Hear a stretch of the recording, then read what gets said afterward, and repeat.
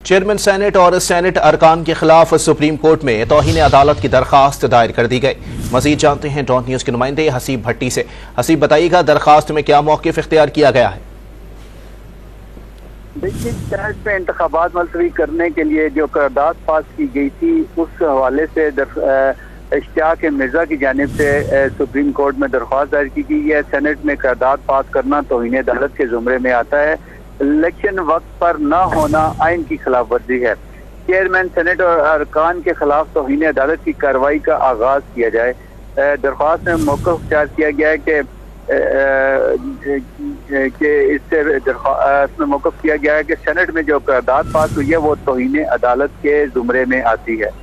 इसके अलावा PTI ने पेशावर हाई कोर्ट के फैसले के खिलाफ भी सुप्रीम कोर्ट में जल्द समाअत के लिए एक दरख्वास्त दायर की है।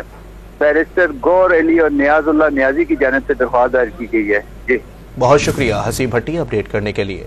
आपको अपडेट कर रहे हैं इस हवाले से कि सुप्रीम कोर्ट में चेयरमैन सेनेट और सेनेट अरकान के खिलाफ तौहीन अदालत की दरख्वास्त दायर कर दी गई है।